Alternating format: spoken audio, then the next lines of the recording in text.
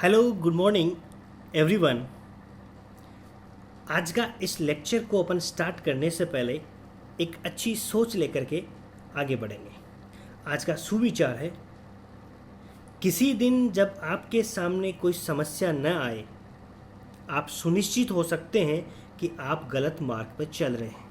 यानी इसका कहने का मीनिंग सिंपल सा यह है कि जब आप काम करेंगे तब आपके सामने प्रॉब्लम आएगी, समस्याएं आएंगी, और जब आप काम नहीं करेंगे तो आपके सामने कोई भी समस्या नहीं आएंगी। और जब आपके सामने कोई समस्या नहीं आ रही है, इसका सिंपल सा मीनिंग है कि आप काम नहीं कर रहे हैं, आप कुछ भी नहीं कर रहे हैं। और कुछ भी नहीं कर रहे हैं, इसका सिंपल सा मीनिंग ये हो गया कि आप गलत मार्ग पर चल रहे हैं। बहुत अच्छा कोटेशन है, बहुत अच्छा सुविचार है।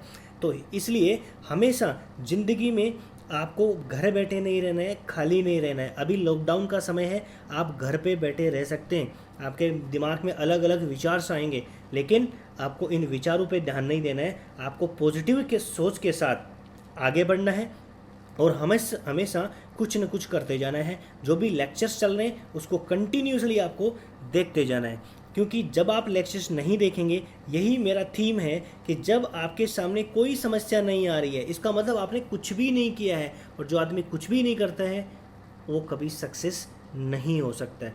तो समस्या उसी के सामने आती है जो कुछ करता है, और जब कुछ करते हैं समस्या आती है तो बहुत कुछ समस्याओं से सीखने को मिलता है। तो इसी सुविचार के साथ अपन आगे बढ़ते हैं। Yes, our topic is importance of chemical changes. In previous lecture we study about the physical changes, chemical changes, what are the difference of physical and chemical changes. Right now what is the importance of chemical changes? ये chemical changes के फ़ायदा क्या है, benefit क्या है?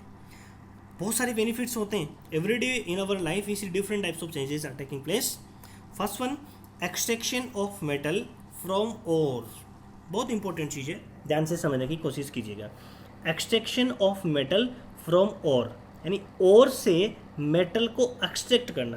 That is a step by step procedures और chemical equation. अब question आता है कि ओर क्या है? ओर इज ए रॉक और minerals from which we extract the metal. Simple से हिंदी में मैं आपको समझाने की कोशिश करूँगा कि ओर एक रॉक है या मिनरल्स है जिसमें आपका एक मेटल है। मेटल आपका गोल्ड हो सकता है, आपका सिल्वर हो सकता है, आपका कॉपर हो सकता है, आपका आयरन हो सकता है।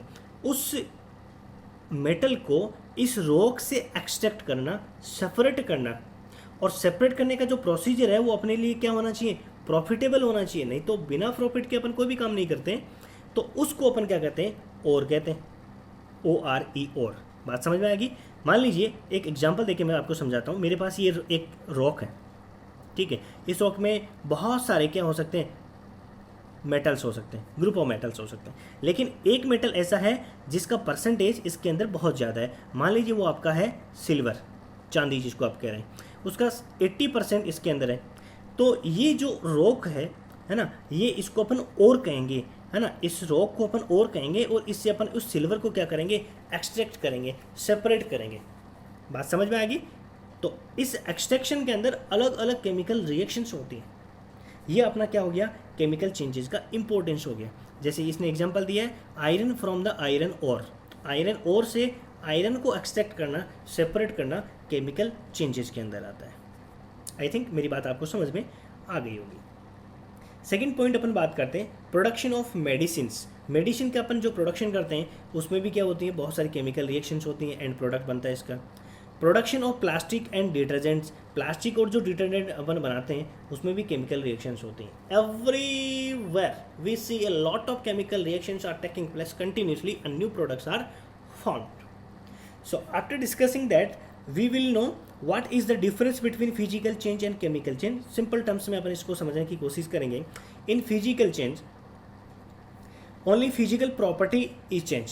फिजिकल प्रॉपर्टी चेंज होती है, उसकी साइज, शेप, कलर, ये चेंज हो सकते हैं। केमिकल चेंजेस में क्या होते हैं, both physical and chemical property change. Physical property भी उसकी चेंज होती है और उसकी केमिकल प्रॉपर्टी भी चेंज होती है, ठीक है। सेकेंड चीज, no new substance is form. Physical change में कोई भी नया सब्सटेंस नहीं बनता है। ऑलरेडी अपन इसके बारे में पीछे पढ़ के आ चुके हैं। नो न्यू सब्सटेंस का मीनिंग ये है, जैसे एग्जांपल लेके वापस मैं रिपीट करना चाहूँगा, आपके पास आइस है, आपने इसको हीट प्रोवाइड किया, ये किस में कन्वर्ट हो गया, वाटर में। वाटर को आपने हीट प्रोवाइड किया, ये किस में कन्वर्ट हो गया, वेपर्स के अंदर कन्वर्ट हो गया। एक्चुअल में आइस, वाटर और आपका जो वेपर है उसका केमिकल कंपोजिशन जो है वो H2O ही रहने वाला है, इसका केमिकल फॉर्मूला H2O ही होगा, नया प्रोडक्ट नहीं बना इसके अंदर, ठीक है। तो ये फिजिकल चेंज हो गया, बात समझ में आएगी। But in chemical changes new substance is formed, नया सब्सटेंस इसके अंदर बनता है। बहुत सारे एग्जांपल अपन पीछे वाले लेक्चर्स में देख चुके हैं। Physical change that is temporary change, है ना, जब उसका जो कोज है उसको अपन यदि हटा देंगे, चेंज कर देंगे तो वापस वो आ जाएगा। लेकिन ये क्या होता है, परमानेंट चेंज होता है, क्योंकि नया सब्सटेंस इसके अंदर बन जाता है। अब टेम्पररी चेंज है, इसका मतलब वो रिवर्सिबल चेंज है। रिवर्सिबल चेंज का मतलब आइस है, उससे आपने वाटर बनाया, क्या किया, ही आपने हीट किया। अब यदि आप इसको वाटर को क्या करेंगे, कूल करेंगे, तो वापस क्या बन जाएगा, ये आइस बन जाएगा। तो रिवर्सिबल चेंजेज है। But chemical change is irreversible change, उसको वापस अपन बैक नहीं कर सकते। So that are the difference changes of the physical and chemical changes. Write down rusting of iron. Rusting of iron का सिंपल सा मीनिंग अपन समझने की कोशिश करते हैं।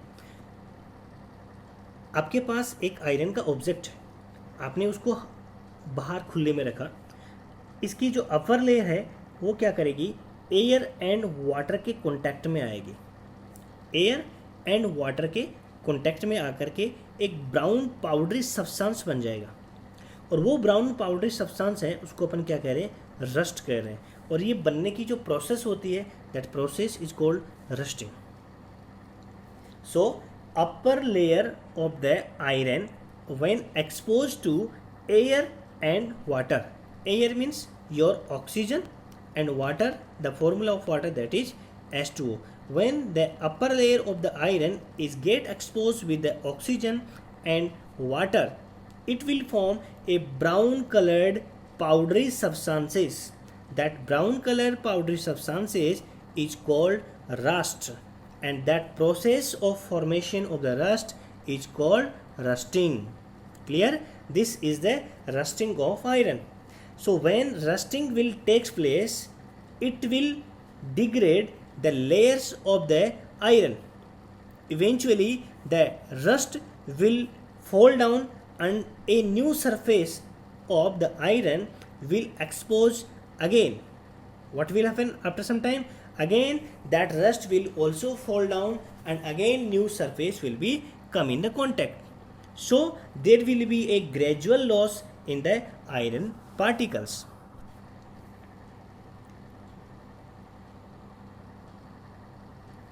It separate and fall down, destroy iron particles like bridge, ship, car, truck, metal objects are there. Chemical reactions कैसे होती है इसकी देखिए। Iron, the symbol of the iron that is Fe, air means oxygen, water H2O. When they will get react together, it will form rust. The rust that is Fe2O3. The name of Fe2O3 that is iron oxide. So when iron react with oxygen and water, it will form iron oxide. The formula of the iron oxide Fe2O3. This is also called rust. The formula of the rust Fe2O3. Clear है? This is the rusting of iron. Now question arises, what are the essential conditions of the rusting? यानी ऐसी essential conditions कौन सी हैं जिसके अंदर rusting होता है। दो essential conditions हैं, first one is presence of oxygen in the air and second one presence of moisture or water in the air. If anyone either oxygen is absent or water is absent, there will be no rusting. दोनों की presence होना बहुत ज़रूरी होता है, एक भी इनमें से absent होगा, rusting नहीं होगा। This is the most important part of the rusting. Now we all know that rusting, that is very harmful process. We lose our iron articles or iron objects by the formation of the rusting. So how could you prevent the rusting of iron? We all should know about the process by which we can prevent the rusting of iron. It means आपको क्या करना चाहिए कि आपका iron का जो object है उसकी रस्टिंग नहीं हो।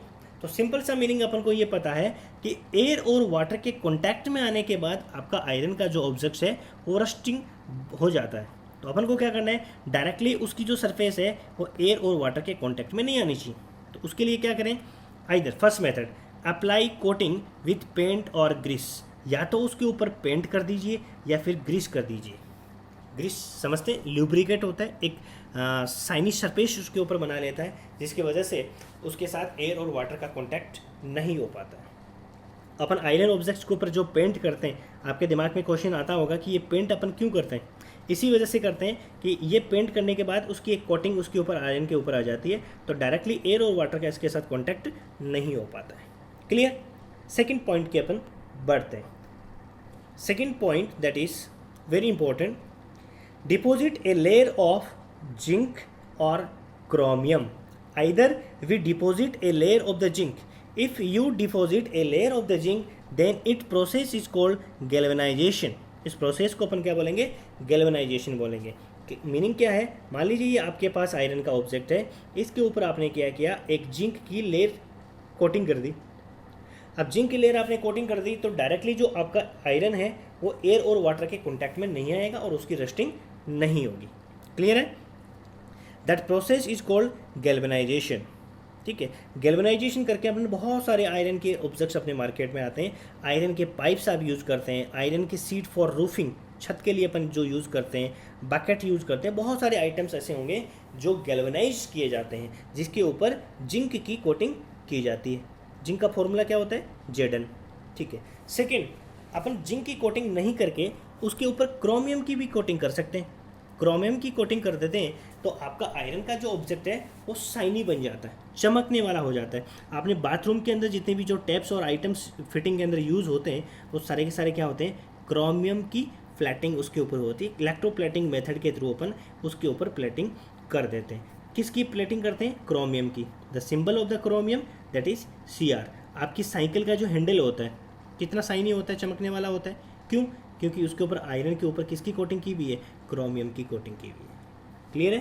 तो सेकंड मेथड अपन ने देखा, डिपॉजिट लेयर ऑफ जिंक और क्रोमियम। आइदर जिंक की प्रोसेस पर्टिकुलर नेम हो जाएगा गैल्वेनाइजेशन, या फिर क्रोमियम की कोटिंग कर देते हैं। नेक्स्ट ऑप्शन अपने पास है एलॉय बना दीजिए उसका।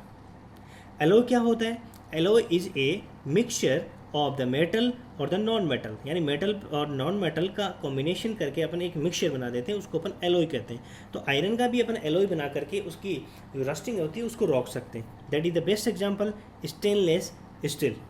What is the composition of stainless steel, the composition that is iron, carbon, chromium और निकल। यानी आयरन, कार्बन, क्रोमियम और निकल, इन तीनों चारों को अपन यदि मिला देते हैं तो फिर जो मिक्सचर बन के अपने सामने आता है that is called stainless steel. And stainless steel is not corroded. Stainless steel का कोरोजन नहीं होता है, उसकी रस्टिंग नहीं होती है। क्लियर। ये थर्ड मेथड हो गया जो अपन ने डिस्कस किया। अब नेक्स्ट टॉपिक, लास्ट टॉपिक इस चैप्टर का अपने सामने आता है, क्रिस्टलाइजेशन। क्रिस्टलाइजेशन पढ़ने से पहले अपने हमको पता होना चाहिए कि क्रिस्टल्स क्या होता है। जियोमेट्रिकली शेप्ड प्योर सॉलिड, यानी प्योर सॉलिड जो पार्टिकल्स है उसको अपन क्या करें, क्रिस्टल कह रहे हैं। जियोमेट्रिकली शेप, जियोमेट्रिक की शेप का होता है और प्योर सॉलिड पार्टिकल्स होता है, प्योर फॉर्म में अपन उसको ऑब्टेन करते हैं। और वो प्रोसेस जिसमें अपन उस प्योर क्रिस्टल को ऑब्टेन करते हैं that process is called crystallization. Simple activity के थ्रू अपन ने पीछे वाले लेक्चर्स के अंदर अपन देख चुके हैं, अर्लियर क्लासेज में भी अपन ने देखा है 6th क्लास के अंदर, कि एक सी वाटर होता है उससे अपन क्या करते हैं, कॉमन सॉल्ट के क्रिस्टल है ना वो ऑब्टेन करते हैं। प्रोसेस क्या होता है उसका, इवेपोरेशन होता है। मान लीजिए एक पाइल्स अपने सामने है, इसके अंदर सी वाटर फिलअप है, सनलाइट इसके ऊपर गिरेगी, वाटर जो इसके अंदर विक्स है वो इवेपोरेट होकर के ऊपर चला जाएगा। नीचे जो आपके सामने जो बचेगा वो कॉमन सॉल्ट के क्रिस्टल्स मिलेंगे। फर्दर उसको रिफाइन अपन करेंगे और pure form of common salt अपने पास आ जाएगा। कॉमन सॉल्ट आपका वही होता है जो नमक जो होता है आपका, उसको अपन कहते हैं। इसका फॉर्मूला जो है वो है आपका NaCl, सोडियम क्लोराइड के नाम से अपन उसको जानते हैं। So this is that end of your chapter, that is last point we discuss crystallization. Crystallization is the process by which we obtain a pure solid crystal. Example NaCl, common salt. Thank you. जय हिंद, जय भारत। धन्यवाद।